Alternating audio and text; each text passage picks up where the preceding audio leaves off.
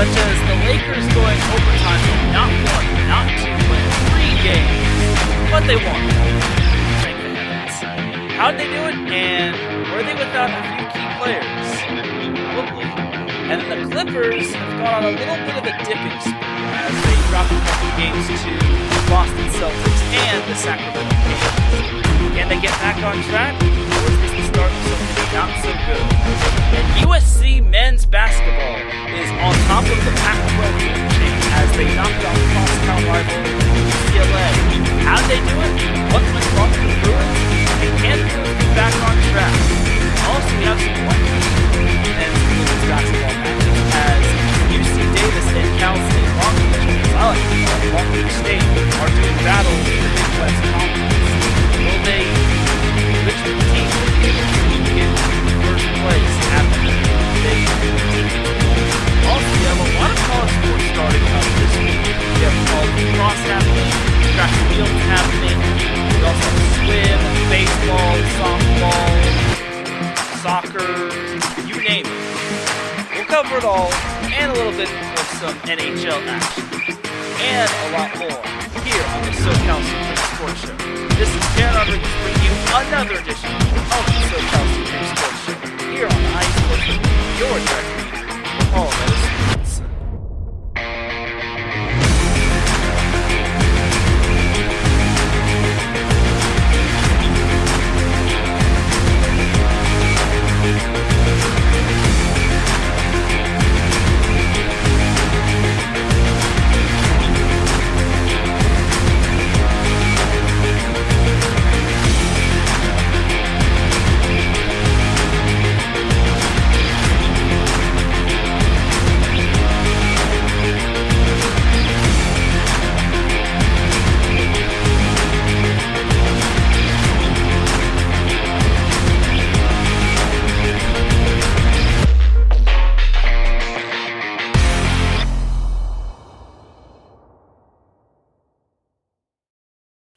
And welcome one, welcome all to another edition of the SoCal Supreme Sports Show. Thank you all for tuning in on this beautiful Friday afternoon.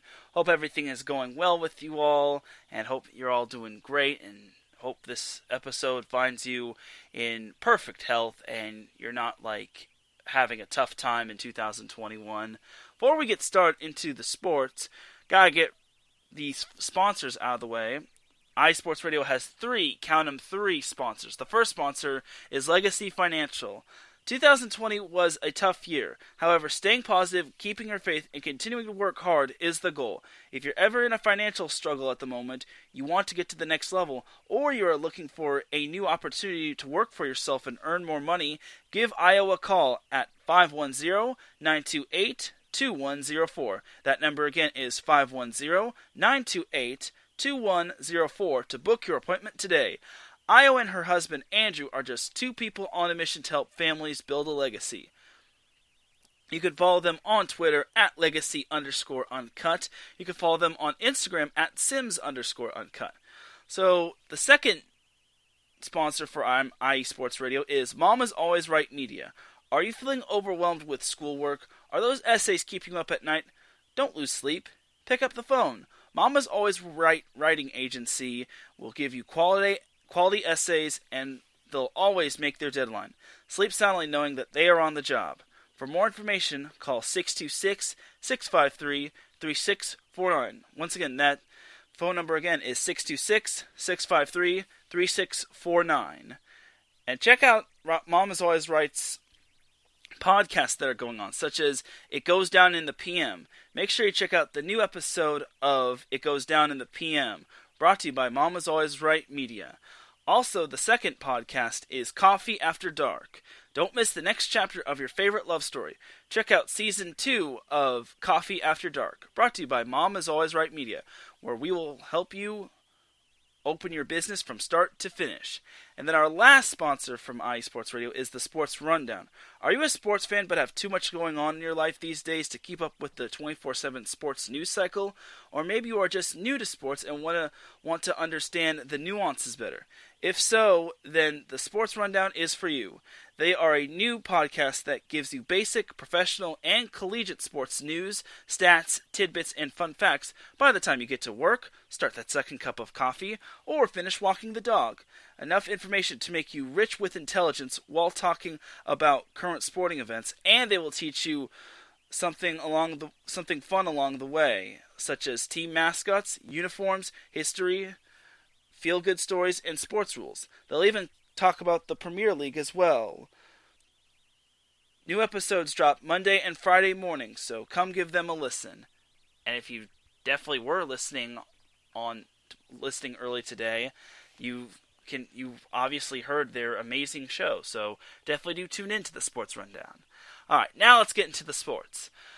Alright, so let's get into college men's basketball. So, last Saturday, I actually had the honor of calling the USC-UCLA men's basketball game on USRN2. And I actually called 2 Pac-12 games. I actually called Arizona at Colorado, and then I also called UCLA at USC. Now, Colorado-Arizona was very down to the wire. It really was amazing. Like, at first it looked like it was going to be a blowout, as Colorado led by as many as, I think it was 17 or 19, and they held Arizona to without a field goal for the first 8 minutes of the game.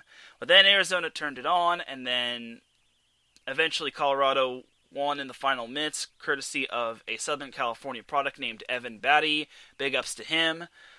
But then the USC-UCLA game was very underwhelming. Now, I actually didn't know this, but UCLA was shorthanded. They were missing 3 of its stars. I know one of their stars is out for the season. I think he has an ankle injury, but I don't know what the whereabouts of the other 2 starters. Either way, USC just straight dominated UCLA. They won 66-48, which was very surprising. I thought USC was going to have somewhat of a collapse in the second half, because as everyone and their moms keep saying, USC always struggles in the second half, and that's pretty much their boogeyman and how they always stink up the joint. And the fact that USC actually put forth a great defensive effort was very refreshing to see. And honestly, I didn't think they were actually going to hold UCLA to only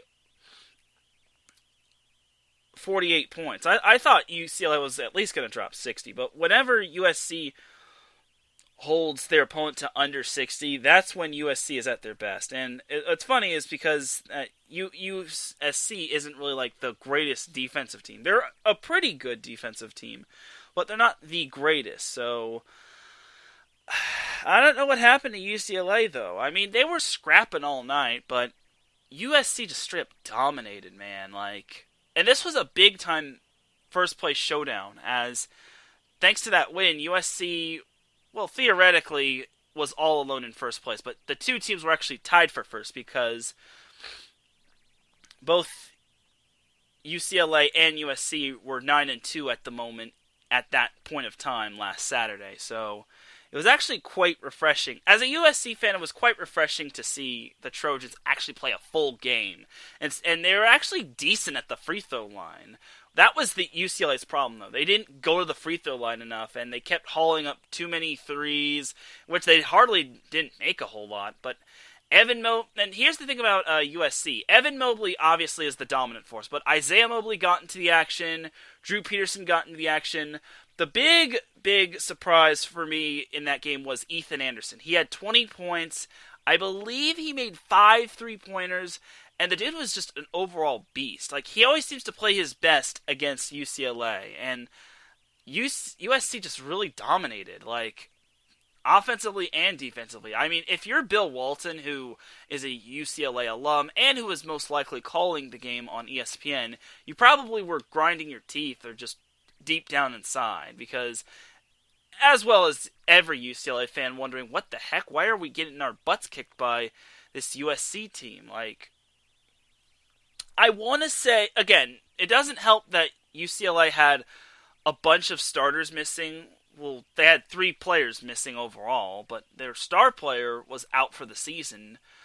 But I don't know what the whereabouts of their other 2 players, but either way, it was just a terrible loss on UCLA's part. And it only gets worse for UCLA as let's actually just go through the rest of the of USC and UCLA's games that happened from last week all the way down to this point of time, being Friday, February 12th, 2021. So, yesterday, USC and Washington played, and I'm just going to keep it short and sweet. USC won. Now, I'm happy USC won. As a USC fan, I'm happy USC won. But they only made 1 3, which is quite surprising. They made 1 3-pointer, while Washington made 5. The thing that really helped USC a lot was points in the paint and rebounds.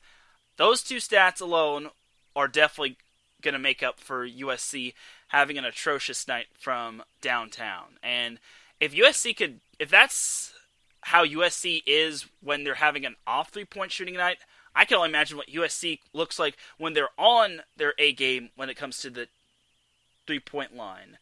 I know Washington is not that good. I know Washington is pretty bad, but I'm just going to keep it real. I think this USC team looks pretty solid.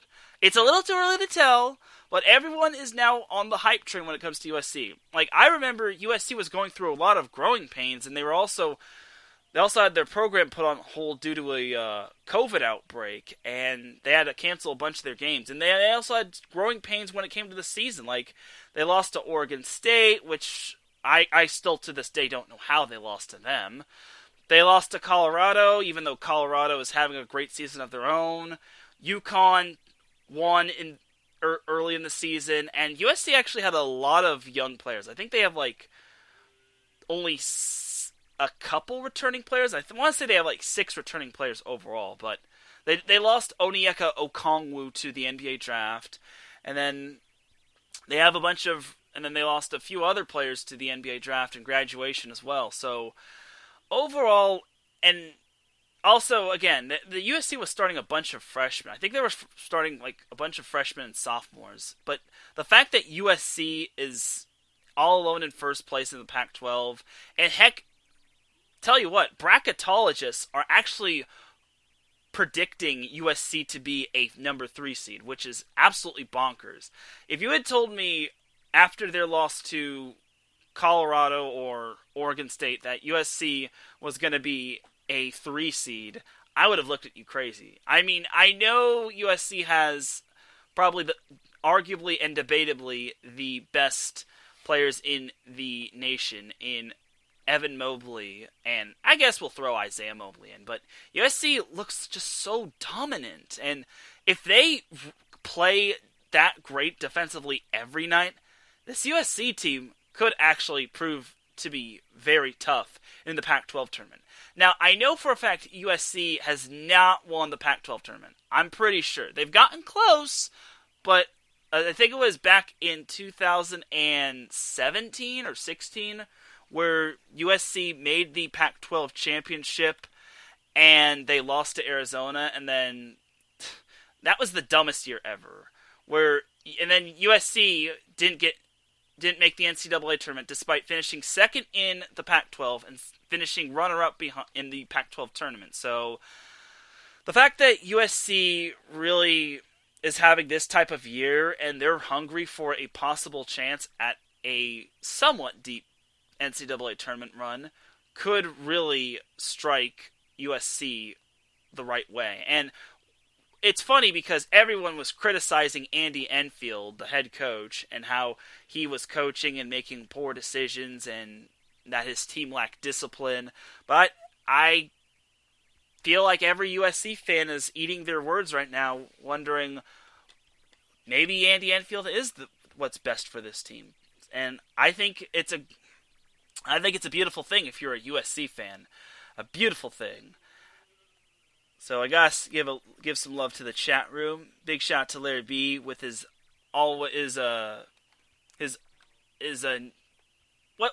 the word? His annual buy show catchphrase game time comment. Thanks for joining in the chat room, Larry. And then Pierre Moss joins in saying let's go. Appreciate you for joining in, Pierre. So overall, USC is looking really good. However, USC's schedule gets really tough. They have to play Washington State tomorrow, and I'll talk about them in a little bit. They have to play Colorado. Actually, no, they don't play Colorado. Next week they play the Arizona schools.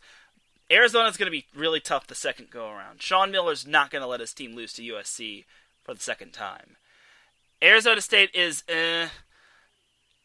considering they've put their program on hold, but now they're back.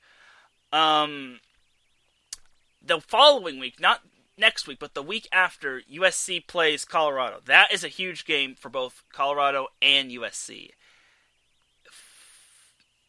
If one of those teams could, if USC does beat Colorado, which I think they can, if USC does beat Colorado, then that pretty much could all but lock up USC's chances of being the number one seed and winning the Pac-12 in the regular season. Now, I know that's not if they run the table. Like, if they beat Washington State, they beat Arizona State, and then Arizona, then Colorado, then Utah, and then the Oregon schools, because they have they actually have a lot of schools they have to play against. Like, they have to play Oregon. They have yet to play Oregon. They already played their series against Oregon State. They play Stanford, I think, this Monday. I think it's either this Monday or the following Monday. Either way, USC is far from Pac-12 champions in the regular season. So they still have to win the Pac-12 tournament to get that automatic berth into the NCAA tournament. But for now, it's looking pretty good for USC. Now for UCLA. So UCLA played Washington State last night. Now, I don't know if their other two players that missed the USC game came back, but UCLA looked atrocious against Washington State. They looked horrible, man. UCLA looked awful. They trailed by as many as 20 to Washington State. That's how bad the Bruins were last night. It was so atrocious. Like, I know UCLA got the lead down to like as little as 12 and then maybe 8, but that was about it. I also maybe fear that Washington State maybe had reserves in. Either way, UCLA lost to Washington State 81-73. Now USC is all alone in first place. But you want to know what that loss does to UCLA? Obviously, it puts UCLA all alone in second place. But do you want to know who gets closer to them in terms of the standings? Colorado. Colorado is knocking on that door. And Colorado is probably the most dangerous team in the Pac-12 that's not named USC. And honestly, I think Colorado could give USC or UCLA a tough matchup. UCLA UCLA is back at it on Saturday against Washington. If they don't beat Washington, UCLA's Pac-12 hopes could be in major trouble because they cannot afford to lose another game. If they lose again, then they can kiss the Pac-12 regular season championship bye-bye. And they and whatever they're dealing with in terms of injuries or COVID outbreak, they better hope to undeal with it, because looking at the Pac-12 standings in men's basketball, USC is 10-2, UCLA is 9-3, Colorado is right behind UCLA. They are 10-4. I didn't even know Colorado had played that many games. Like, holy crud. And Colorado's won 16 games just like USC has, and it's getting really tough down the stretch. Like, you look at Colorado's schedule, and yes, I know I'm talking about Colorado. I'm sorry. I know this is the SoCal Supreme Sports Show, not the Colorado Sports Show. But Colorado plays Cal. That should be a win. Next week they play Oregon. That's most... Actually, no. Colorado and Oregon's going to be a real tough matchup. If anything, USC would like Oregon to beat Colorado. But then again, Oregon could pop its head in the Pac-12 standings. Then Colorado plays Oregon State. That's most likely a win. Then on February 25th, USC and Colorado square off against one another. That's going to be a really good game. And then not next Saturday, but the following Saturday, UCLA plays Colorado at Colorado. It's going to be very tough. Even if Colorado doesn't beat USC or UCLA, I could see Colorado making it as an NCAA tournament team. I could see them at a 5 seed. No, not 5 seed. 6 seed, maybe 7 seed. Either way, they're going to be a nightmare for a matchup because they have some really good players on that team. Like, really good players, such as McKinley Wright, Evan Batty, like I said, Eli Parquet. Like, this team is so underrated. And then Oregon's pretty solid as well. The only problem with Oregon is that, just like Arizona State from the past 2 weeks, they had a COVID outbreak and they've had to postpone a bunch of games. So, and then Stanford and Arizona are also up there as well. Like, I think Arizona has a better chance of making the NCAA tournament than Stanford does. I think Stanford might be last 4 in or first 4 out. Like, depending on if they can get a solid win.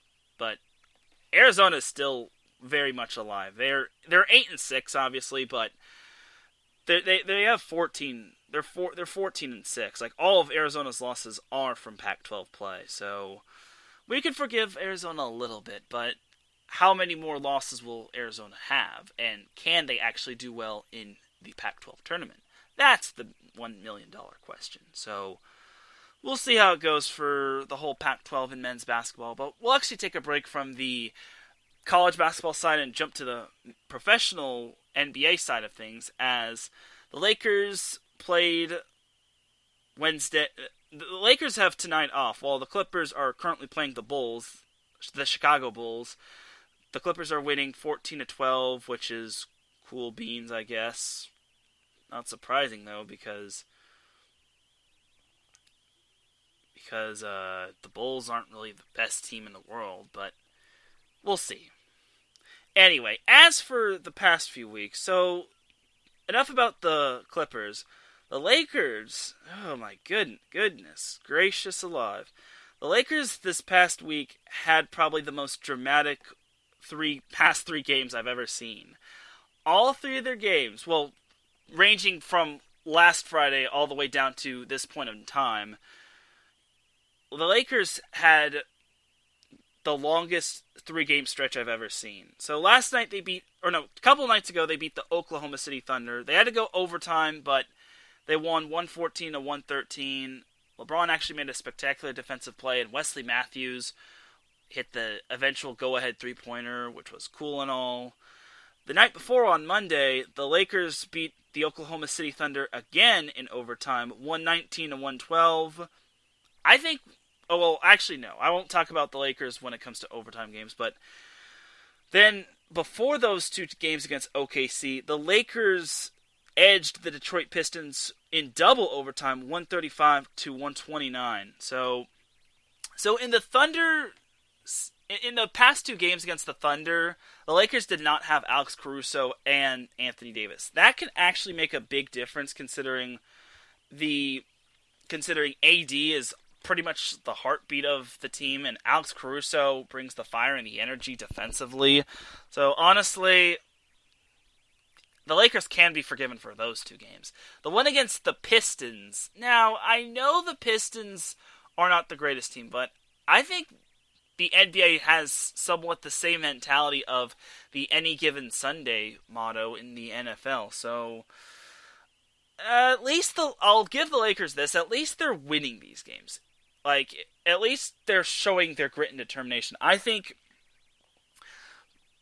having a teammate like LeBron who doesn't get tired or doesn't really care for if the game goes overtime or not is what really makes the difference for the Lakers. And I think and also having a tough coach such as Frank Vogel really helps as well. I think Frank Vogel really prepares his team well despite their team going to overtime. And honestly, Frank Vogel said it best. The Lakers have to play better, and he knows it. LeBron knows it. AD knows it. Everyone knows it. So we'll see what happens with the Lakers going forward. Anthony Davis did say that his ankle or Achilles felt good, and he said he might give it a go next game. So we'll see. We'll see if the Lakers if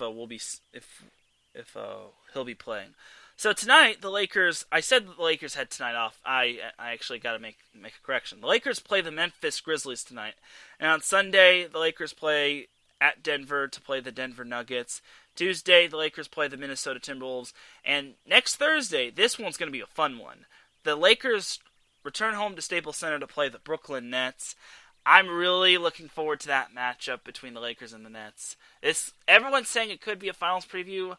I hope the Lakers can bring their A game because this is their true test. And I know the Thunder aren't the best team, and I know the Pistons are certainly not the best team, but they can't really afford to play sloppy.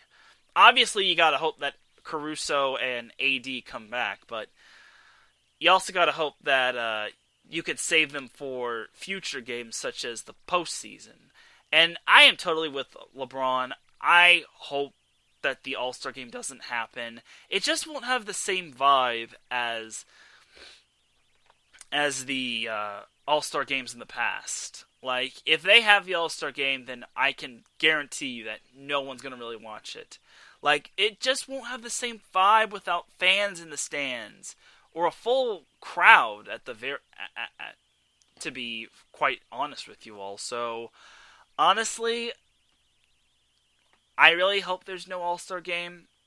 At least let there be a dunk contest, but I just don't see the All-Star game happening. And if the All-Star game does happen, then I could see those ratings plummeting, my guys and girls. So, yeah.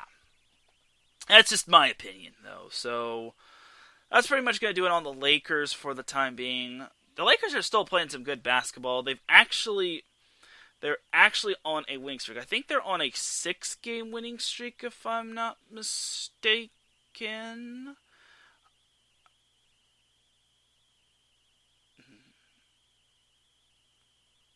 Yeah, 6-game winning streak. Yeah, 6-game winning streak. And they put that winning streak on the line tonight against the Grizzlies and then the Nuggets. Those two matchups are going to be really tough. Well, I don't know about the Grizzlies. The Grizzlies had to halt their team activities because of a COVID outbreak. And then Denver is still Denver.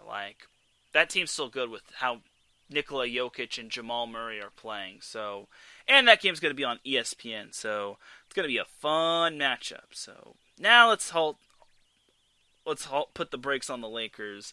And let's go to some Clippers action. So, like I said, the Clippers are playing the Bulls right now. They're up 24-12. Last time I checked, they were up 14-12. So Clippers went on a 10-0 run to take the lead and are pretty much on their way to blowing this one open. Anyway, so from now all the way to last Friday, the Clippers have looked a little sloppy. So this past Wednesday, the Clippers beat the T-Wolves 119-112. Okay, that was honestly expected, but considering what's been going on with the T-Wolves and Karl Anthony Towns. But the previous one, on Sunday, where Super Bowl Sunday was happening, the Sacramento Kings beat the Clippers 113-110. Now that one kind of surprised me, because the Clippers have been the Kings' daddy since God knows when. Since their dominant days, even back when they were Lob City. But to see the Kings come out on top against the Clippers kind of surprised me. So, what really honestly didn't surprise me was last Friday when the Clippers lost to the Celtics 119-115. I'm a little bittersweet about that because as a Laker fan, us Laker fans don't like seeing the Celtics win. But as a Laker fan, we don't really like seeing the Clippers win. Either way, I thought that was going to be a very good matchup, and I was quite impressed with the Celtics. So, good stuff on their part. And even though the Celtics have been dinged up, I think a few of the games that the Clippers have had, they haven't been at full strength. I think Paul George was out a few games with a toe injury, and I think that was it. And then I think Nick Batum was day to day a few days ago, but he's playing. So, but I think Nick Batum is back, and I'm not so sure about Paul George. But either way, they definitely need Paul George healthy. They need most of their guys healthy. Otherwise, that team won't be as dominant as most people have them have them on paper. Like, you know what I mean? They won't be, if they're not fully healthy, then they're not going to be fully dominant, and they're not going to exceed expectations. They're going to underachieve. So anyway, the Clippers, from now until next Friday when we do the show, will face the Cleveland Cavaliers on Sunday, and then next Monday, the Clippers face the Miami Heat. Both those games will be at Staples Center, and both those games start at 7 p.m., Then next Wednesday, the Clippers play the Utah Jazz. Now, the Jazz are the biggest surprise in the Western Conference and in the entire NBA. Jazz have the best record in the NBA, and they actually were one of the few teams that beat the Los Angeles Clippers earlier on in the season. And as a matter of fact, the Jazz actually play the Clippers next Wednesday, and then they play them next Friday. So that's a huge test for the Clippers. And both those games are going to be at Staples Center. So the Clippers really need to bring their A game. Depending on what's happening with Paul George and what's happening with the full team, hopefully everything is all good on their end. Clippers are still having a solid season. It's just that this whole little blip, those whole couple blips with the Celtics and the Kings are kind of weighing them down. And that could prove to be the difference, because if the Lakers stay consistent, then the Clippers will most likely have to settle for third. Like, it all depends on also what Utah does, because again, I know Utah isn't in Southern California, but Utah has been a pleasant surprise, honestly, and I think if they keep up their consistencies, they could be the top seed. And I know home court might not mean too much, especially if they bring back the bubble, but it could mean that if the Lakers and Clippers are the 2 and 3 seed and they get out of the first round, the Clippers and Lakers could meet in the Western Conference semifinals. And that could be the true test for the Lakers and Clippers. It all depends, though, on if the Clippers and the Lakers get out of the first round, because the Western Conference looks pretty good. Like, compared to the East, like, the Western Conference is loaded. As we look at the Western Conference, the Lakers are the second best team in the NBA at 20-6, while the Clippers are 18-8. They are tied for the third best team in the NBA, and they are the number 3 team in the Western Conference. Like I said, the Lakers are half a game behind the Utah Jazz, who are 20-5. The Jazz are definitely exceeding expectations, but it all depends on what the Jazz can do in the postseason. You look at the Western Conference as a whole. The Suns are still surprisingly number 4 in the Western Conference. The Trailblazers are the 5th seed. While the Spurs are the 6th seed. The Nuggets are the 7th seed, and the Warriors are the 8th seed, if the season ended today. Like, the Spurs have been kind of the big surprise, because the Southwest Division as a whole looks so atrocious. Like, you have the Mavericks are struggling, despite having Luka Doncic. Well, Luka Doncic has not been performing at a high level. You have the Houston Rockets, which were actually getting it together, and then now they're not. The New Orleans Pelicans are kind of struggling. They're trying to get it together with Zion and Lonzo and everyone else. And then you have the Grizzlies, who are starting to get their season back together after having their season halted. And then you have the Spurs, which, despite missing the playoffs for the first time in God knows when, the Spurs are still the top team in the Southwest Division, and they are currently the number 6 seed. But that will change, considering division winners automatically get a home court advantage and whatnot. So, unless they've changed that rule. But anyway, if the bubble happens, then home court advantage won't mean squat diddly. What matters most to the Lakers is their health. Like, if AD is healthy and everyone else is healthy for the most part, the Lakers it won't mean anything on who finishes where, because the Lakers will just be a force in the postseason. So there's that. So that's going to do it for the NBA portion of this show. Let's get on over to some NHL action. So the Ducks and the Kings have had quite the eventful week. So we'll start with the Ducks first. We'll start with the Ducks, just because they're kind of my main team. So the Ducks last night, I don't even remember the last time I don't even remember if the Ducks have beaten this team, but the Ducks beat the Las Vegas Golden Knights for the first time since God knows when, 1-0 last night. Yes, the Ducks pitched a shutout through all three periods, and they were quite impressive, and I was very impressed with how they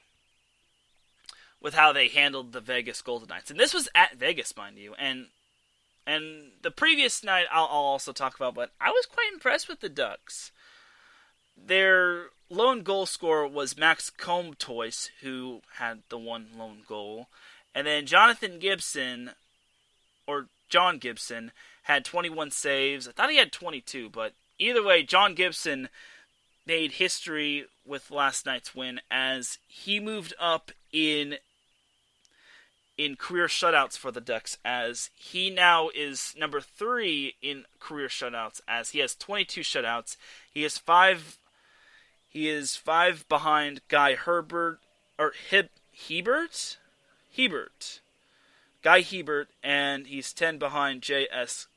Gigwire. But that's very impressive that the Ducks were able to shut out the Golden Knights. The Golden Knights are very high offensive orientated, and they're such a very good team. So the fact that the Ducks pulled off that big of a victory is impressive. So I gotta give the Ducks a little bit of a round of applause.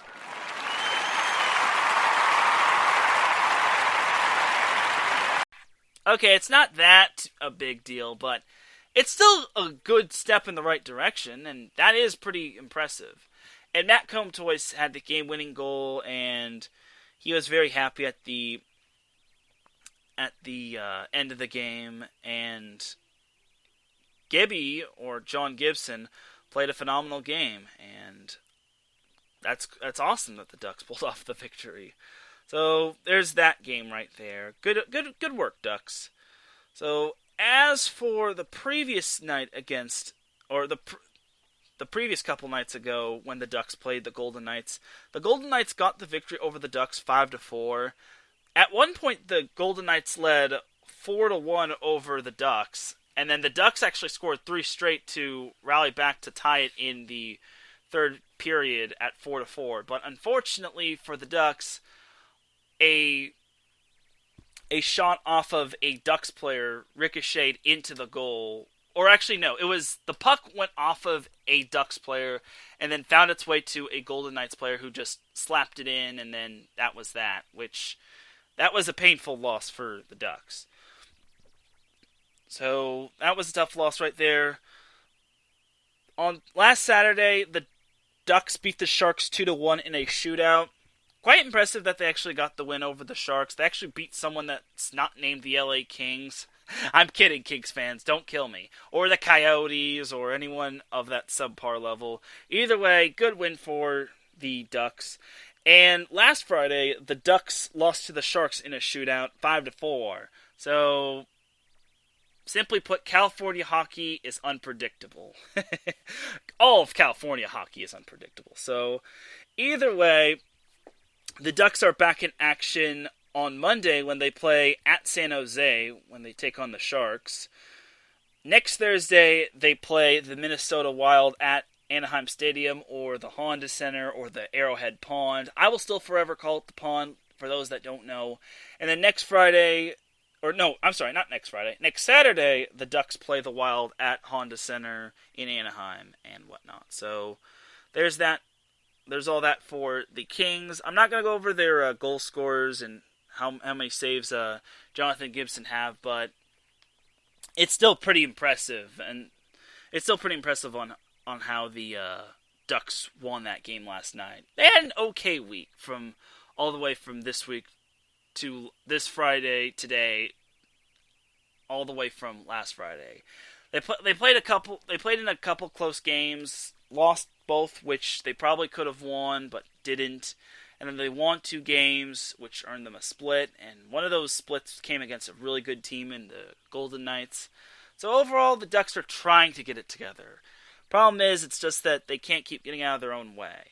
So anyway, onward to the Kings. So last night, the Kings also took a page from the Ducks' book and beat the San Jose Sharks 6-2, which was really cool. And I'm surprised they put up 6 goals on the Sharks. But I guess San Jose is just as bad as the Ducks and the Kings. So there's that.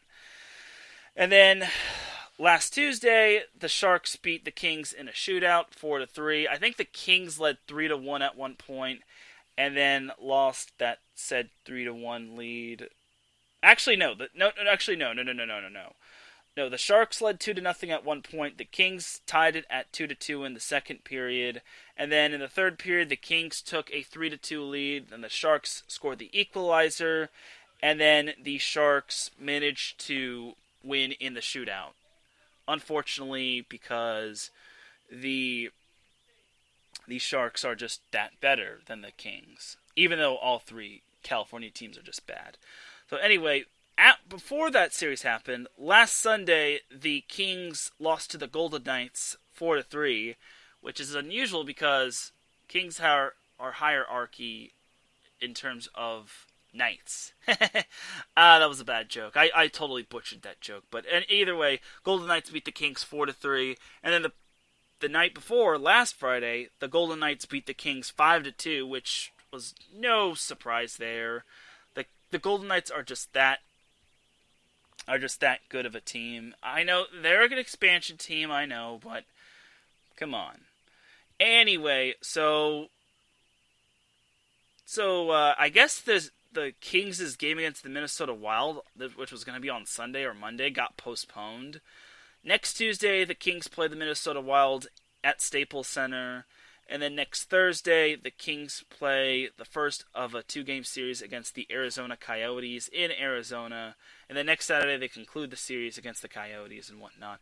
Again, I won't go over who scores what, but overall, it was an okay week. It was a decent week for the Kings from now all the way from last Friday. It certainly was not a great week, obviously. They could have definitely scored another win over the Sharks. But you're facing the Golden Knights, which is a very tough team. So either way, it's still going to be tough for them. So looking at the Ducks and the Kings in the standings. So in the West, the Ducks after 15 games are 6-6-3. And they have 15 points, which is pretty good. They're actually not too far off from Vegas. They're actually only 2 points behind the Golden Knights for first place. Meanwhile, the Kings are 4-6-3, and they have 11 points. They're not too far off as well. They have 11 points. They are dead last in the Western Conference, unfortunately.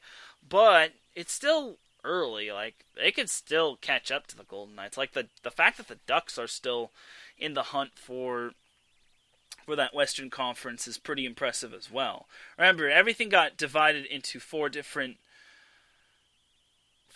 groups in terms of the standings, as there's a Central Division, an Eastern Division, a Northern Division, and a Western Division. The Kings and the Ducks are obviously in the Western Division with the Vegas Golden Knights, the St. Louis Blues, the Colorado Avalanche, the Arizona Coyotes, the Minnesota Wild, and the San Jose Sharks. I think they only play those teams in those divisions. They only play those teams in that division. So if you're going to be hearing me talk about the Ducks versus the Knights, Golden Knights, or the Blues, it's because the Ducks and the Kings only play those teams in the Western Conference. It's kind of like the MLB season from last season, where the Angels, Dodgers, and Padres faced off against teams within their own region. So there's that. And that's pretty much going to do it for the hockey portion of the show, or the NHL portion of the show.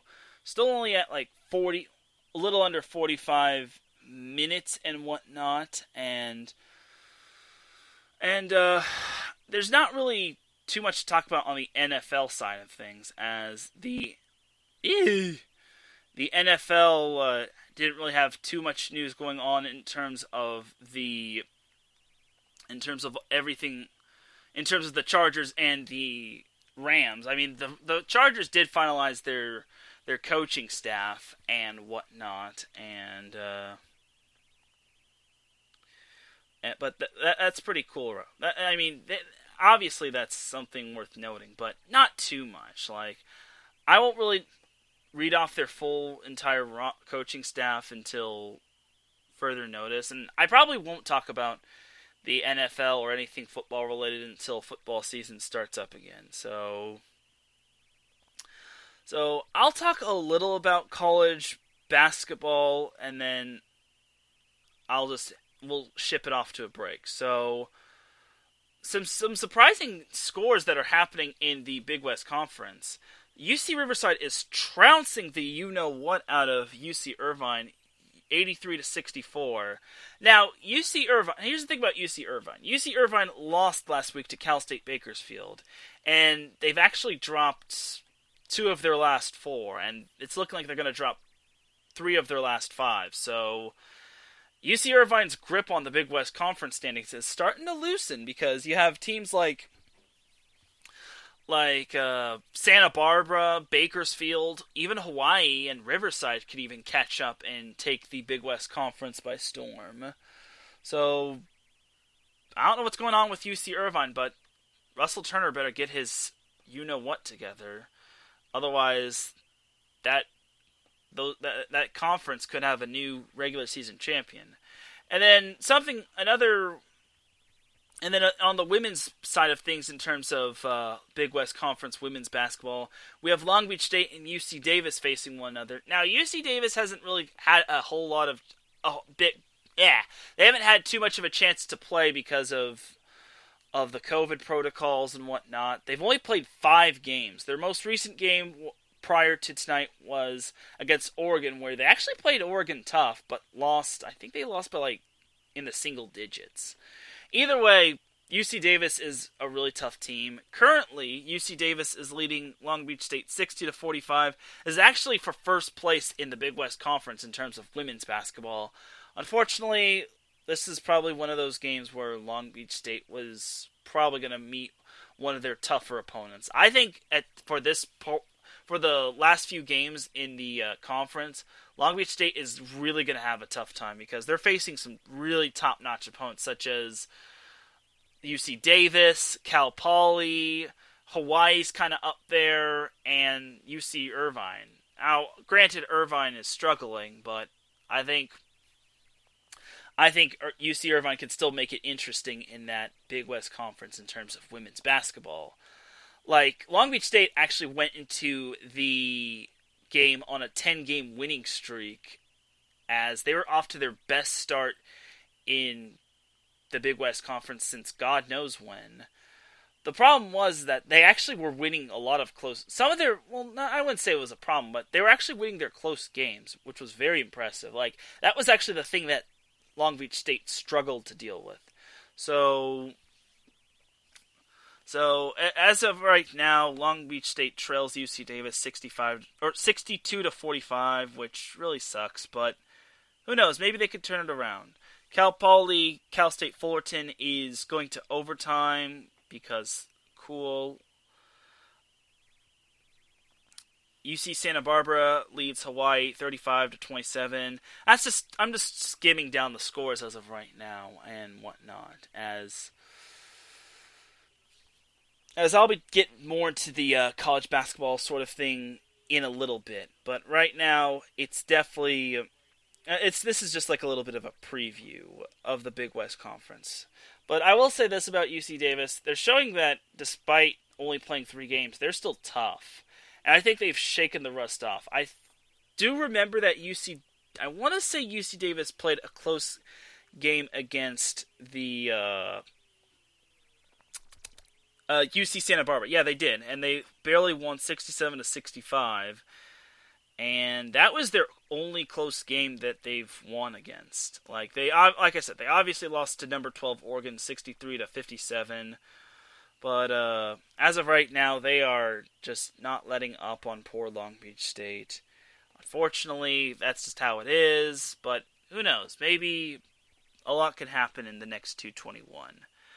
I highly doubt it, but you never know. So, I think this is actually a good time for me to take my first break, my first and probably my only break. When we come back, we'll be talking some college sports, and we'll be talking some more Southern California sports. So you're listening to the SoCal Supreme Sports Show here on iSports Radio, your direct feed for all that is sports.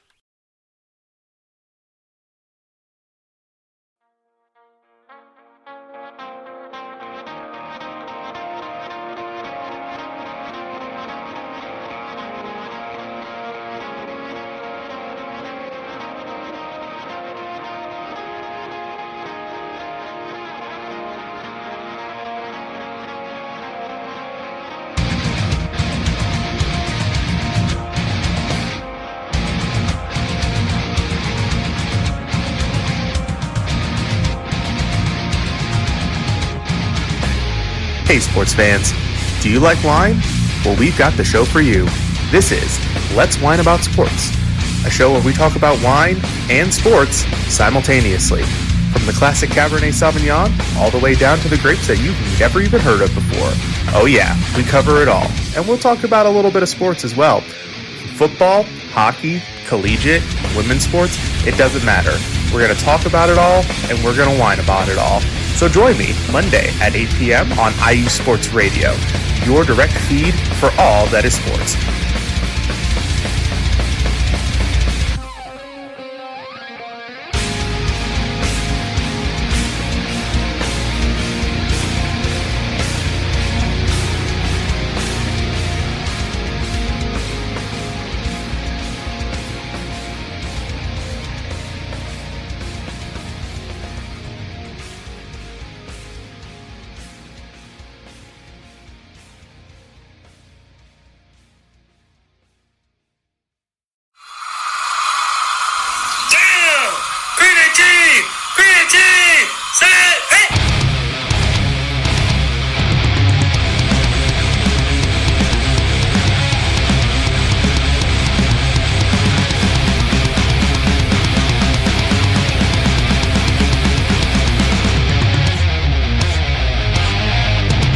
What's going on, football fans? This is me, your boy Larry B, inviting you to join myself, Callum Reynolds, Mike Pat, and John Felipe for one of the most electrifying football shows you have ever heard. 3 and Out, right here at IE Sports Radio. Recap of the week before, a preview of what's to come, and of course, 3 hardcore head-to-head prime-time face-offs each week. You don't want to miss it.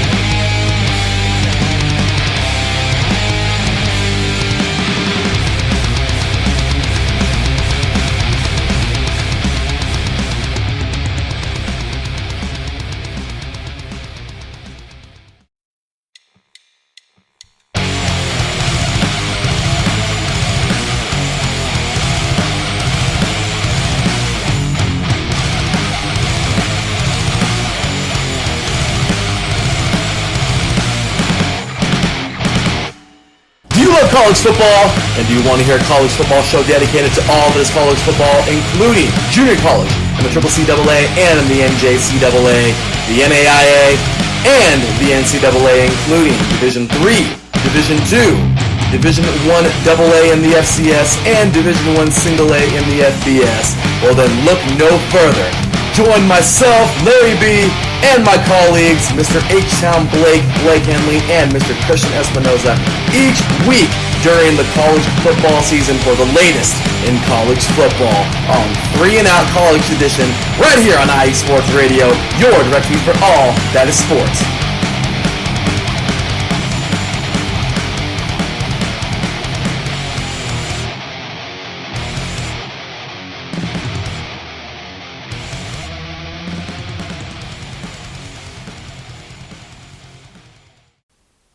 Attention, all sports fans! If you're someone who wakes up each morning with a list of sporting events to go along with your to-do list for the day, then you just might be a diehard. The world of sports is as vast as the ocean is deep, including the major leagues, the minor leagues, the college, and everything in between. This is me, your boy Larry B of IE Sports Radio, welcoming you to join me every Monday evening at 4 p.m. Pacific, 7 p.m. Eastern on The Defining Moment, a show that focuses on what really matters in the sports world, sports themselves and nothing outside of them. Once again, tune in for The Defining Moment with me, your boy Larry B, every Monday evening at 4 p.m. Pacific, 7 p.m. Eastern on IE Sports Radio, right here on Spreaker.com. We'll see you there.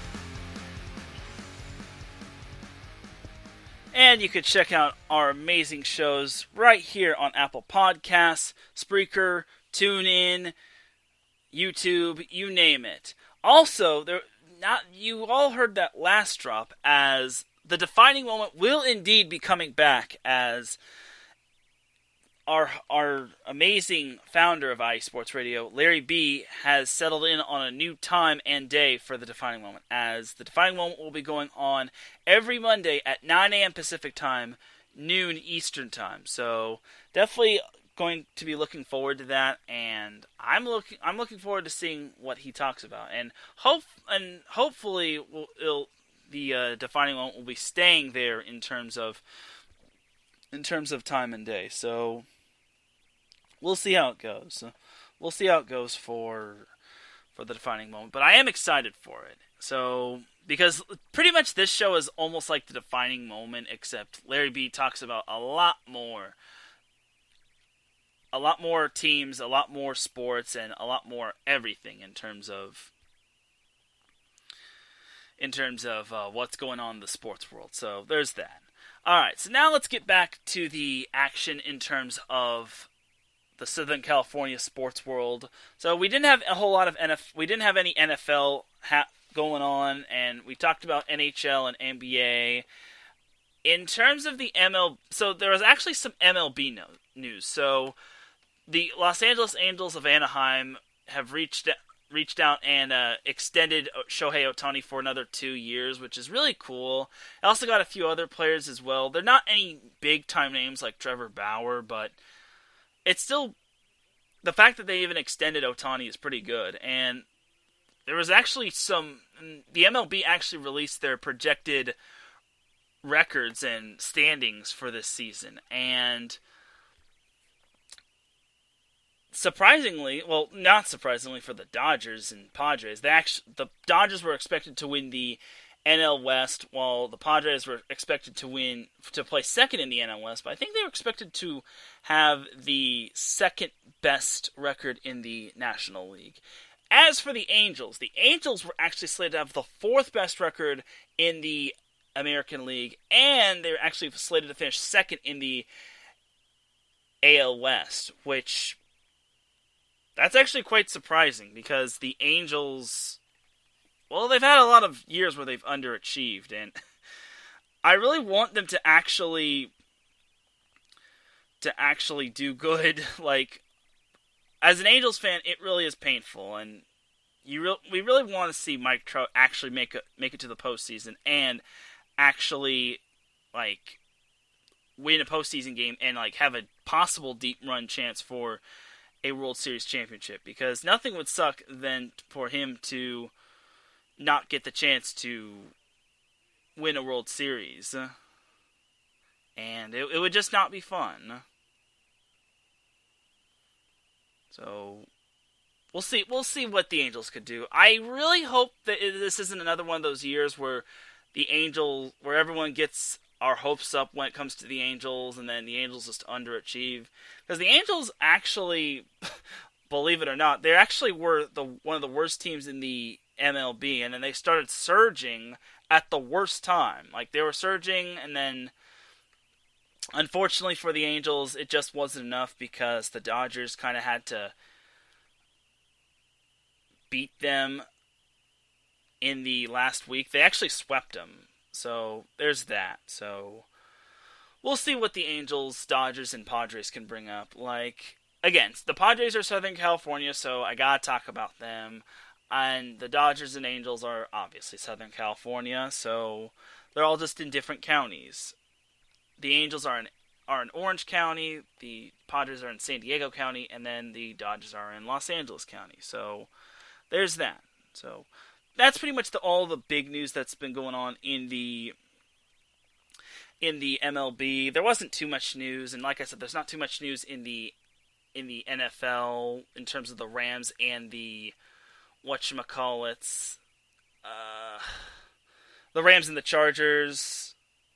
Well, I mean, I guess last week I should make note that Justin Herbert got the offensive rookie of the year, and everyone was saying, some people were saying he deserved it. Some people were saying that it should have been Justin Jefferson. Justin Herbert broke a lot of records, and he almost broke the most passing yards for a rookie. Unfortunately, he fell just a little short because Anthony Lynn wouldn't unleash him. I'm just kidding. But the fact that Justin Herbert broke a lot of records in only 15 games is quite impressive.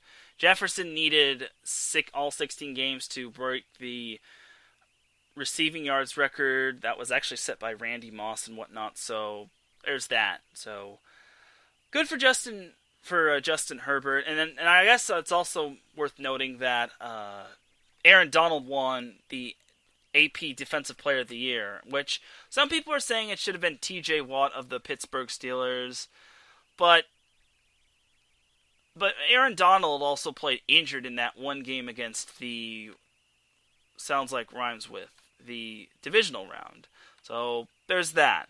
And I gotta give a shout to my boy Andrew Hagenbaugh for popping in the chat room. Thank you very much for tuning in. It really means a lot. Andrew Hagenbaugh is the host of the State of Ohio Sports Show, and he's also the host of the Soccer Scoreboard Show. The State of Ohio Sports comes on every Friday at 3 p.m. Pacific Time, 6 p.m. Eastern Time. And then the Soccer Scoreboard Show comes on at 2:30 p.m. Pacific Time, 5:30 p.m. Eastern Time every Sunday. And I think he's going to be busy now that the NFL is no longer in play. Unless, of course, the XFL comes on. But we're not going to fully... I don't think most people are bought into that. The diehard football fans are into that sort of thing. But I'll make note of the Los Angeles Wildcats, I want to say they were. Either way, I'll make note of some of the XFL. But sometimes you just need a little break from the XFL. And if you're not a full-on football fan. Football diehards will obviously watch the XFL like it's nobody's business. I will sometimes watch the XFL depending on if the Wildcats are playing, but I digress. Okay, so now let's pump the brakes on the professional sports scene of things. And let's jump to the college scene of what happened last week. So let's go to some water polo, just because I am an avid water polo fan. So let's go to the men's side of things. So last Saturday, Cal beat UCLA 11-8 on the men's side, and then Stanford beat USC 14-8, which was disappointing, and then Cal beat USC 11-8. So it was a very terrible week it was not a good Saturday for USC. USC was so atrocious. It's very rare to say that, for me to say that. Outside of the MPSF, the Mountain Pacific Sports Federation, Cal Baptist beat LMU 14-6, and then LMU beat Cal Baptist 15-10. Then on Sunday, February 7th, UCLA beat Stanford 15-13, while UCLA also beat USC 7-5, which was very impressive, which is really cool. So good stuff for UCLA men's water polo last weekend. As we also say hello to Ben Suddereth III in the chat room, aka BS3 Radio. Thank you for popping in, my brother. Really means a lot. Just talking some college sports, as I also talked about the Lakers and the Ducks and the Kings. As for the college sports, like I said, I don't really talk about volleyball, considering I leave the volleyball to set point, because that's just how I am. Otherwise, it's redundant, in my honest opinion. So now for the men's water polo games for this week. So this week, in terms of Southern California, we have We have on Saturday Pepperdine at LMU. Cal Baptist plays a doubleheader at Air Force in Colorado Springs. And then on Sunday, which is Valentine's Day, Pepperdine plays at USC. And then Cal Baptist plays Austin at Air Force in Colorado Springs.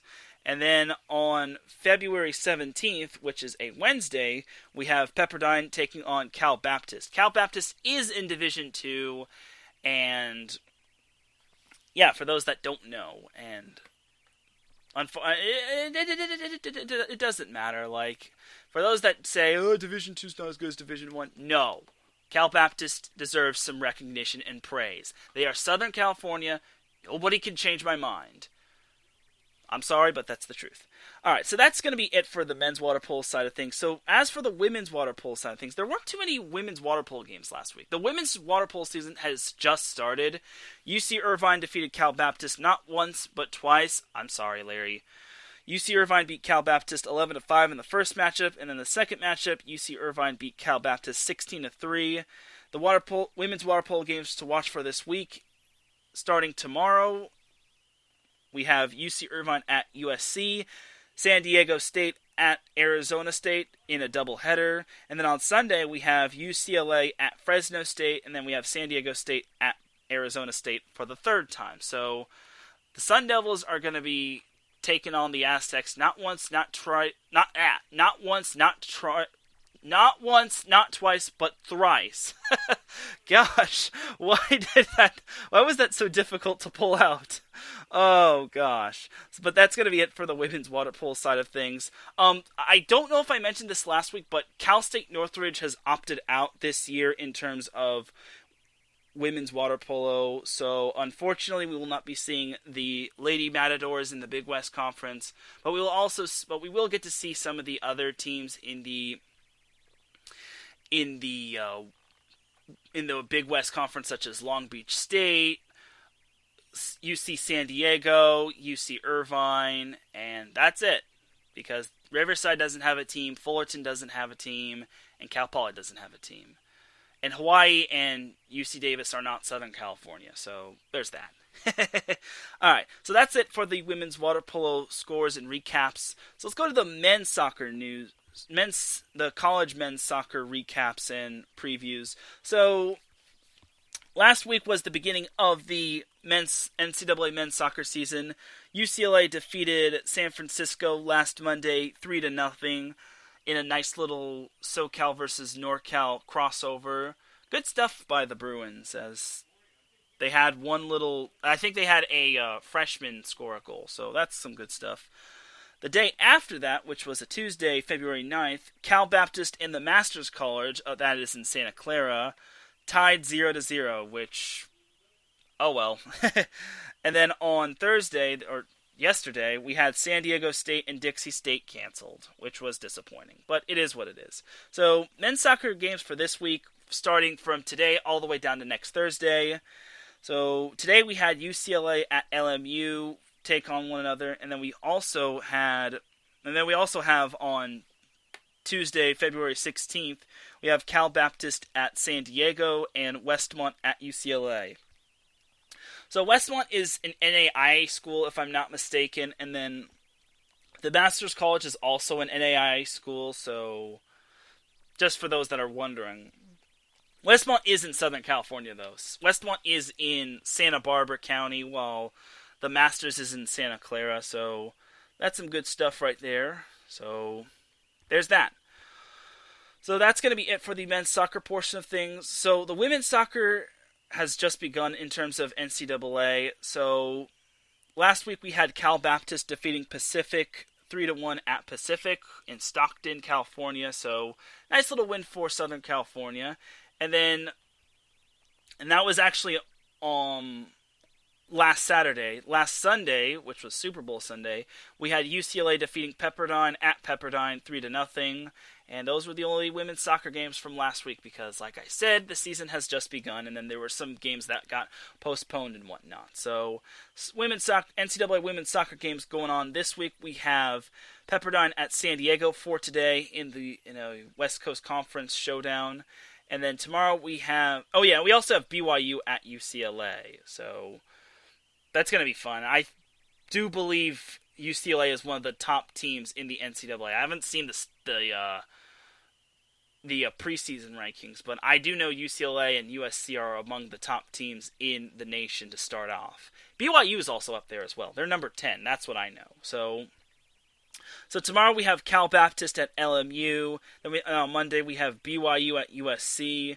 Tuesday we have San Diego at UCLA. And then next Thursday we have Cal Baptist versus We have Cal Baptist versus Dixie State at Irvine Great Park. Now, I don't know why that game is being played at Irvine Great Park. Maybe it's because Cal Baptist needs a field to play on.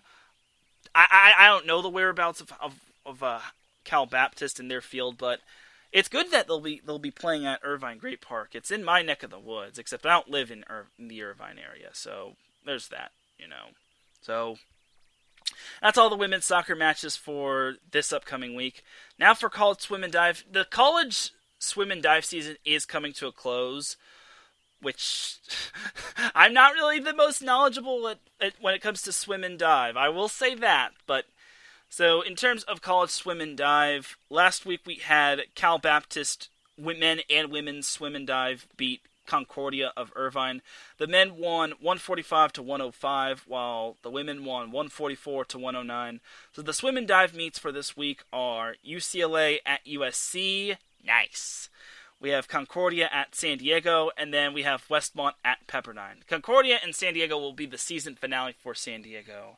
And then I guess we get like a little postseason action. I think it's like the MPSF tournament or something. So that's pretty much all this weekend, and that's pretty much it for the swim and dive portion of the show in terms of NCAA. Now let's go to some tennis action on the NCAA side of things. Last Friday we had Cal Poly defeating Grand Canyon 6-1. We had Pepperdine defeating Georgia Tech 4-2, and we had UCLA defeating Oklahoma 4-0.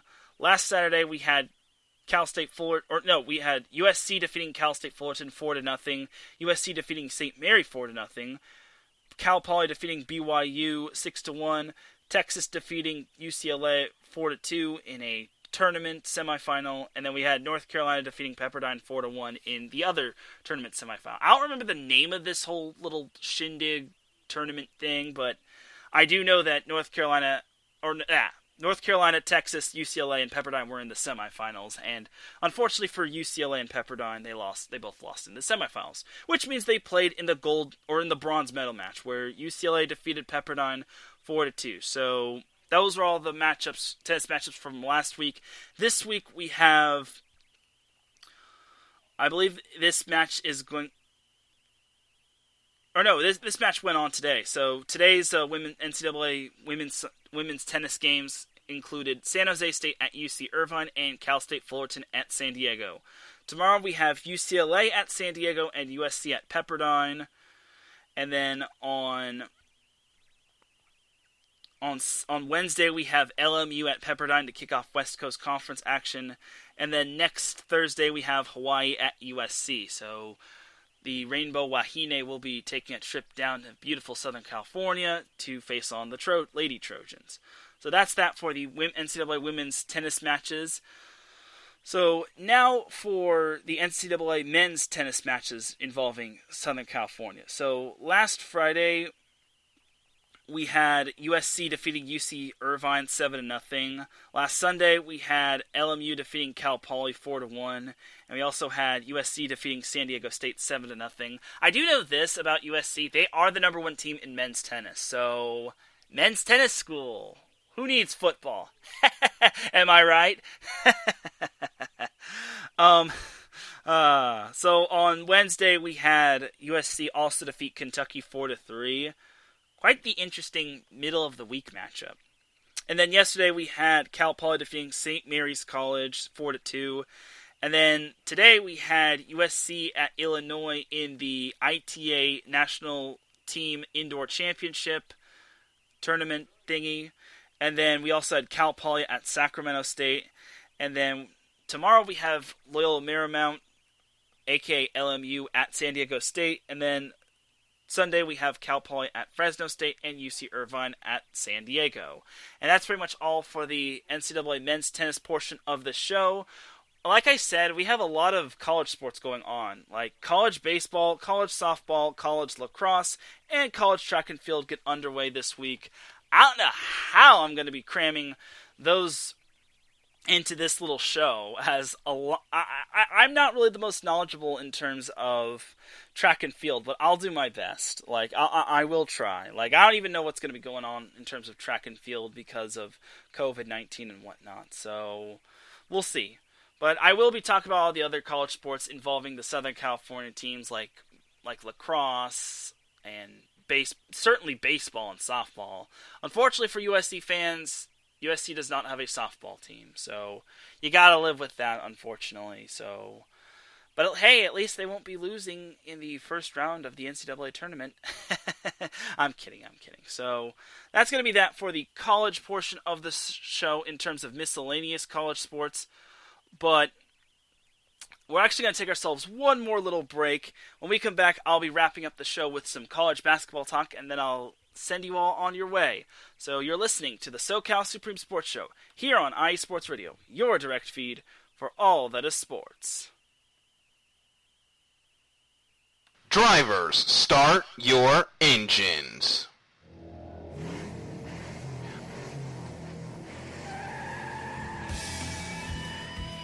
Auto racing takes many forms, from the close quarter contact of NASCAR to the high-speed, high-risk atmosphere of IndyCar, all the way to the pinnacle of technology with the Formula One World Championship. No matter if you prefer the high banks of Daytona, the concrete canyons of Long Beach, or the flowing curves of the Nürburgring, the international language of motorsports is simple. Go fast, run hard, and come home first. So join us, myself, Darrell Kinsey Jr., Lolita Camello, and Michael Ward, on a world tour of all the best motorsports has to offer on the Extra Mile, Thursdays at 7 p.m. Eastern, 4 p.m. Pacific, only on your home for all. That is sports. IE Sports Radio.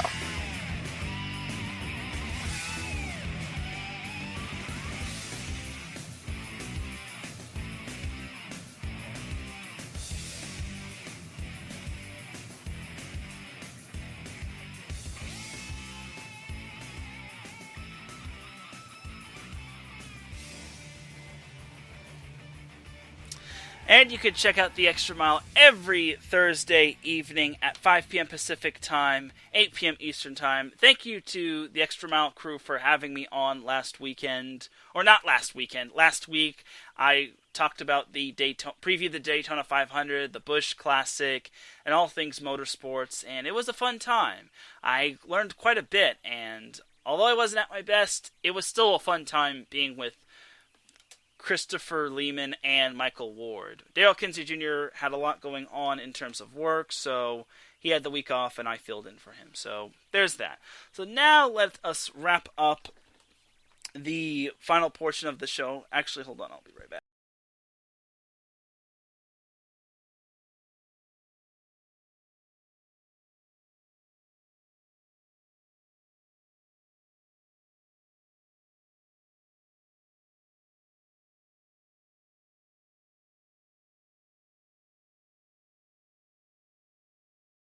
Sorry about that, just needed to do a little adjusting, and now let's get into the college men's and women's basketball side of things, as currently right now, as for all the scores that have been happening in the NCAA men's and women's basketball scene of things, as if I could just, there we go. So all that has happened right now in Southern California. We had UC Davis edging Long Beach State 68-66.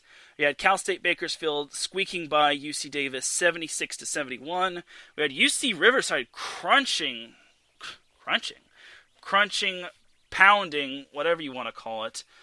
UC Irvine 86-65. Yikes! That was a crushing loss for UC Irvine, as I'll be talking about that in a little bit. So those are all your scores for today on the NCAA men's basketball side of things.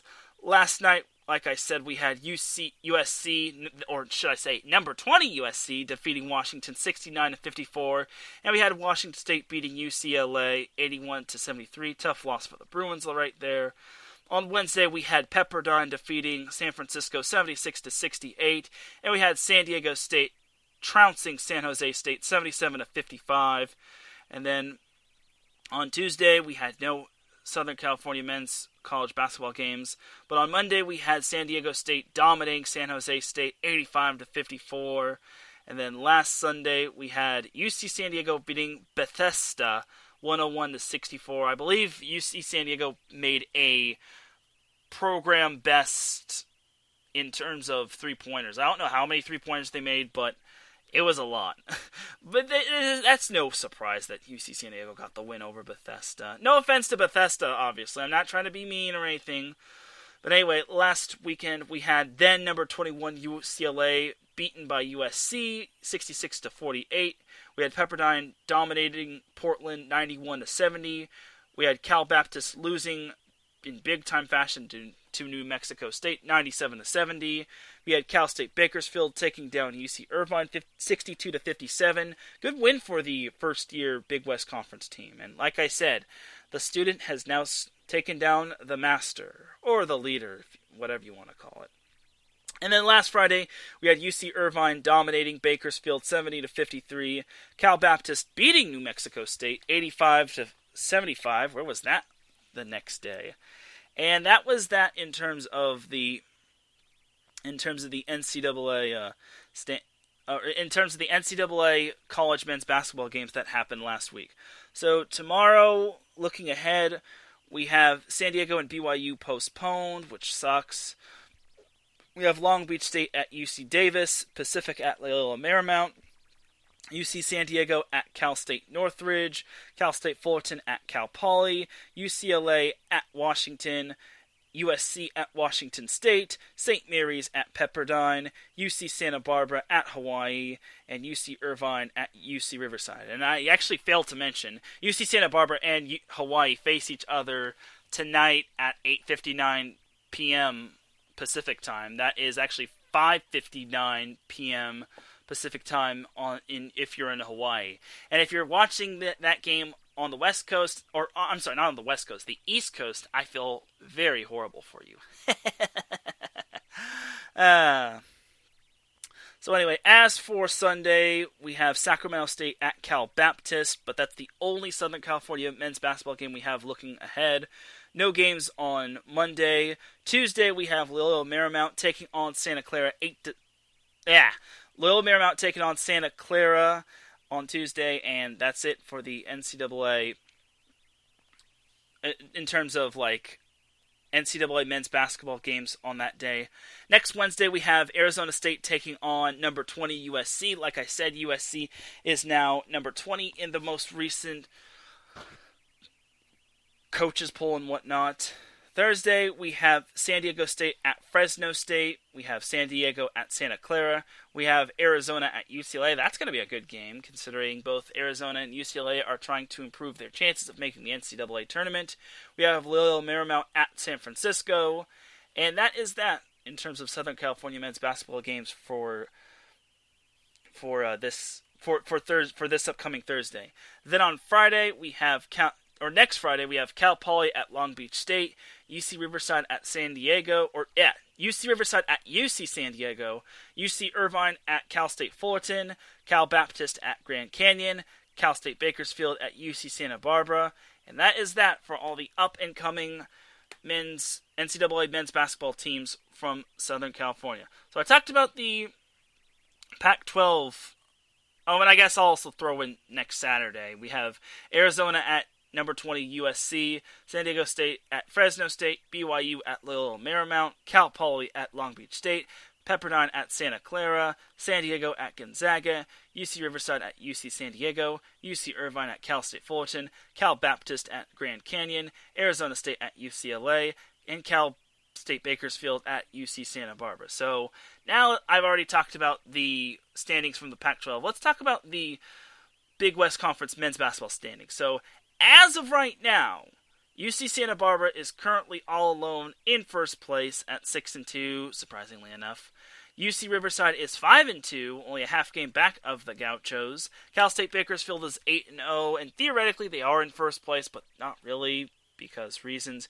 After losing tonight to UC Riverside, UC Irvine dropped to 6-3, and they are in fourth place in the Big West Conference. Hawaii is 5-5 in the Big West Conference. They're not Southern California, but I don't care. UC Davis is 2-3 in the Big West Conference. They're not SoCal, but that's all right. Cal State Fullerton is 4-6. Long Beach State is 2-3. Cal State Northridge is 3-5. Cal Poly is 1-9. And something I actually wondered before I went live is, why is UC San Diego 0-0? Like, what the heck, dude?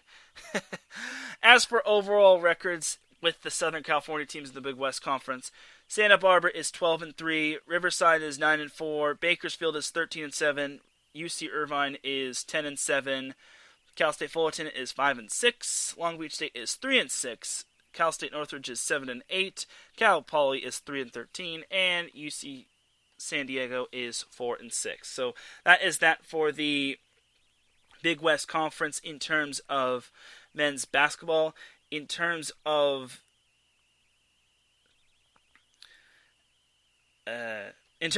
the Western Athletic Conference regarding Cal Baptist is 4-4 in the conference behind Utah Valley, UT Rio Grande Valley, and Grand Canyon. And actually, no, UT Rio Grande is not pronounced Grande. It's UT Rio Grande Valley. I couldn't believe it, but it's whatever. Anyway, Cal Baptist is 9-6 overall, so unfortunately, they're not having the greatest year, but they're still above 500, so keep your chins up. Like, it only gets better from here on out. Like, it could be a lot worse. Like, a lot worse. So now, as for San Diego, which will wrap up the NCAA men's basketball portion of this show, if I could find it.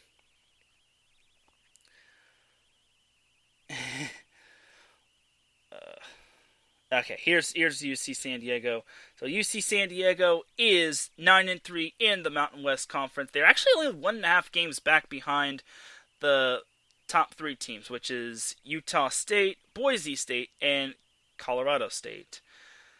But they still have a long ways to go. And San Diego State is 15-4, while the other teams are 14-5, 15-4, and 14-4, which is Utah State, Boise State, and Colorado State. Anything can happen in the Mountain West Conference tournament, so there's that. So San Diego State, don't keep your heads up. You still have a chance to turn your season around. So as for the NCAA women's basketball side of things in Southern California, as for the scores right now, we have Colorado beating USC 58-53. Oh no. We have Hawaii beating UC Santa Barbara 59-51. Oh no. We have Cal State Bakersfield trouncing UC San Diego 55-30. Ouch. And then we also have UCLA beating Utah 69-58.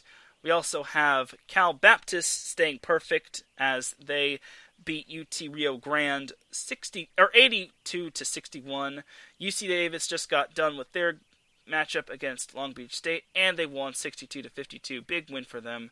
Cal Poly rounds up all of the Southern California women's basketball games, or NCAA women's basketball games in Southern California, beating Cal State Fullerton 70-65 in overtime. So good win for the Mustangs. So last night, in terms of NCAA women's basketball games, we had San Diego beating St. Mary 82-73. Big revenge win for the Toreros. We had no games on Wednesday, but we had BYU beating Pepperdine 57-43 on Tuesday. That was the only game that happened in terms of Southern California NCAA college women's basketball action. On Monday, we had San Diego beating Loyola Marymount 74-64 in the Battle of San Diego versus LA. On Sunday, Or this past Sunday, we had UCLA defeating Washington 84-50. We also had USC defeating Washington State 81-71. Those were the only two NCAA women's basketball games regarding Southern California that happened this past Sunday. This past Saturday, we had BYU trouncing Loyola Marymount 69-50. Cal Baptist beating New Mexico State 70-51. San Diego thumping Pepperdine 70-45. Hawaii beating Cal Poly 66-60. Long Beach State trouncing UC Santa Barbara 70-55. We had UC Irvine beating Bakersfield 63-42. UC Riverside defeating Cal State Fullerton 64-49, which rounds up all the SoCal NCAA women's basketball games. As for last Friday, we had, like I said, Washington State beating UCLA 67-63. Well, they beat then number 5 UCLA. Got to throw that in there. And then we had San Diego State getting thumped by New Mexico, losing 65-48. Cal Poly beat New Mexico State 64-53. We had Cal Poly beating Hawaii 79-71. We had Long Beach State defeating UC Santa Barbara 61-49. We had Bakersfield defeating UC Irvine 73-65.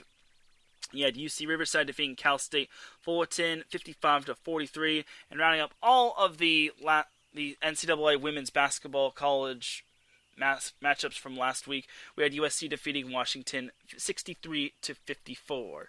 So as for looking ahead to the NCAA women's college basketball games regarding Southern California teams, tomorrow we have Cal Baptist at UT Rio Grande. We also have Loyola Marymount at Pepperdine in the PCH showdown. We also have San Diego at Pacific, UC Davis at Long Beach State, Cal Poly at Cal State Fullerton, Hawaii at UC Santa Barbara, Cal State Bakersfield at UC San Diego, and rounding off tomorrow's games will be UC Riverside at UC Irvine. So Sunday we have another game wait, what? Hello? We have 3 games? Well, I guess... No. My ESPN app is glitching. Anyway, on Sunday, we have UCLA at Colorado. Number 8 UCLA at Colorado, might I add. And then we also have USC at Utah. Those are the only NCAA women's college basketball games on Sunday. On Monday, we have UNLV at San Diego State. Those are the only Southern California games... The only NCAA women's basketball games regarding a Southern California team. Tuesday, we have UNLV at San Diego State. Again, the only NCAA women's basketball matchup regarding a Southern California team. Wednesday, there are no NCAA women's basketball games involving a Southern California team. Next Thursday, we have Portland at San Diego, Pacific at Pepperdine, St. Mary's at Loyola Marymount, and that is it. Next Friday, we have Grand Canyon at Cal Baptist. That's going to be a really good game right there. Oregon State at USC, UC Santa Barbara at Cal State Bakersfield, UC San Diego at UC Riverside, Long Beach State at Cal Poly, Cal State Fullerton at UC Irvine, Oregon at UCLA, and that's it. So now let's go to the standings of all of these teams, starting with the Mountain West Conference. So starting with San Diego State. San Diego State is continuing to have a nightmarish season. They are 3-8 in the Mountain West Conference and 5-12 overall. Poor San Diego State. Poor Lady Aztecs. Hopefully they can get it together by the time... hopefully they can just get it together and just play for pride. Now let's go to the Western Athletic Conference, where Cal Baptist is a perfect 17-0 overall and 9-0 in the conference. They do face a tough Grand Canyon team next week, and that is going to be a fun matchup for next week. So now let's go to the Pac-12, where USC and UCLA reside, as UCLA is 10-3 in the conference, still 2.5 games back behind Stanford, while USC is 7-6 in the conference. They're still 5.5 games back. I'm surprised they're actually still on the upper echelon of the Pac-12. terms of overall records, we have UCLA at 12-3, while USC is 9-7, and that's pretty much your standings in terms of the NCAA, in terms of the Pac-12. So now let's go to the Big West Conference, because the Big West Conference is getting really exciting. So we have UC Davis all alone in first place at 5-0, while Long Beach State is 10-1. Unfortunately, in terms of winning percentage, in terms of the Big West Conference, UC Davis has Long Beach State's number. UC Irvine is 6-1. Cal Poly is 5-4. Cal State Bakersfield is 5-5. UC Riverside is 4-4. UC San Diego is 2-5. Hawaii is 3-4. Flip those teams, by the way. UC Santa Barbara is 2-7, and Cal State Fullerton is 0-11. In terms of overall records, Long Beach State is 11-2. UC Irvine is 9-6. Cal Poly is 9-6. Bakersfield is 7-7. Riverside is 7-7. UC San Diego is 2-5. UC Santa Barbara is 2-11, and Cal State Fullerton is 1-14. And for those that don't know, Cal State Northridge has opted out before the season started in terms of women's basketball competition. So that's unfortunate for them, but we wish them all the best. As for the West Coast Conference, and I actually accidentally forgot the West Coast Conference on the men's basketball side of things, so I'll backtrack at that.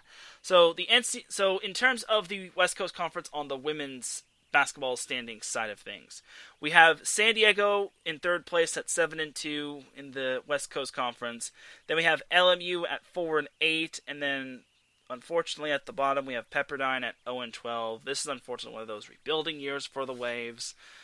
As for overall records, San Diego is 10-4, while LMU is 5-12, and Pepperdine is 3-13. San Diego has actually been one of the more hotter teams in the West Coast Conference that's not named Gonzaga, as they've won 5 in a row. BYU has also won 4 in a row as well, so they're also on the cusp of being hot.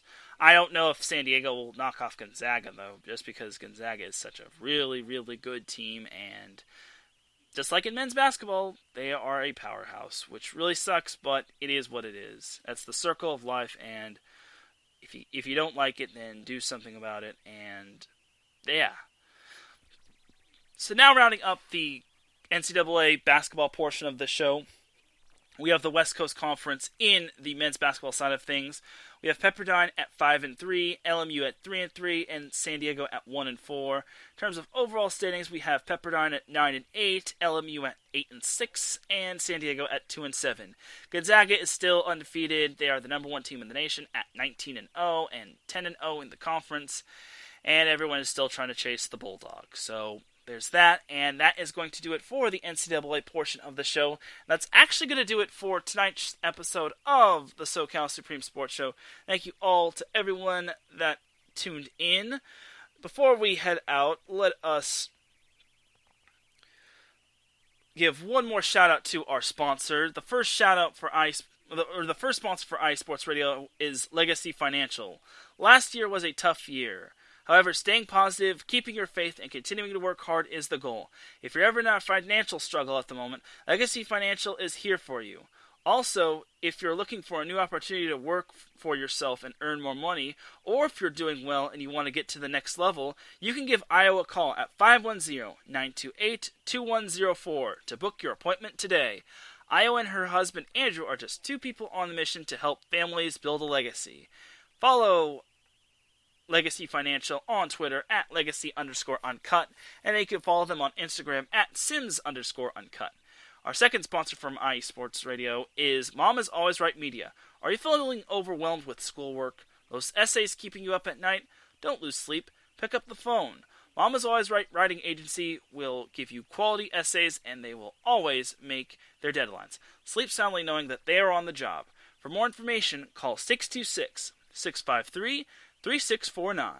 Also check out Mom is Always Right's podcast, as one of their podcasts is It Goes Down in the PM. Make sure you check out the new episode of It Goes Down in the PM, brought to you by Mom is Always Right Media. The second podcast from Mom is Always Right is Coffee After Dark. Don't miss the next chapter of your favorite love story. Check out the season 2 exclusive of Coffee After Dark, brought to you by Mama's Always Right Media, where they will help you open your business from start to finish. And our last sponsor from IE Sports Radio is the Sports Rundown. Are you a sports fan but have too much going on in your life to keep up with the 24/7 sports news cycle? Or maybe you are new to sports and want to understand the nuances better. If so, then the Sports Rundown is for you. They are a new podcast that gives you basic professional and collegiate sports news, stats, tidbits, and fun facts by the time you get to work, start that second cup of coffee, or finish walking the dog. Enough information to make you rich with intelligence in terms of sports information while talking about current sporting events, and they will teach you something fun along the way, like feel-good stories, sports rules, uniforms, mascots, and even history. They even cover the Premier League. New episodes drop Monday and Friday mornings, so come give them a listen. You can also follow IE Sports Radio on Twitter at IE Sports Radio and on Instagram at IE Sports Radio. You could also type into the search bar and type in IE Sports Radio. And if you see a black background with white letters that says your direct feed for all that is sports, that's us. And then you could also check out the IE Sports Radio website, www.iesportsradio.com, to check out our weekly blog site and our weekly shows, and check out who we are in terms of podcasters, because at the end of the day, we are all podcasters, and sports bring us together. And also, if you can, please definitely try to leave us a good rating on Facebook, and definitely leave us a 5-star review on Apple Podcasts. They truly mean the world to us, because we are all dedicated to perfecting our craft and working hard, and we are for the people, by the people. And that is never, ever, ever going to change. But for right now, it is time to get on out of here, because in about 15 minutes, we have the sports couple perspective with Larry B. and his lovely girlfriend, Cecilia. Let's get it! Thank you very much for tuning in to the SoCal Supreme Sports Show. Thank you all for tuning in. Whether it's for a minute, a second, or the whole show, I appreciate you tuning in. And also, I appreciate the chat we have people such as Larry B, Pierre, Andrew, and then Sutherland III. If you're listening to this playback, I appreciate it. If you're listening live, I definitely appreciate it. I also appreciate everything to cut out my video in any sort of way. And if you support an IE Sports Radio, be a donation, shout out, anything, we all appreciate that as well. For everyone here at IE Sports Radio, this is Teran Rodriguez signing off. Have yourselves a great rest of the weekend. And if you're a Chiefs fan, don't worry. I'm just kidding. But have yourselves a great weekend. Enjoy the sports. And I will see you Tuesday. Have a great night, everybody.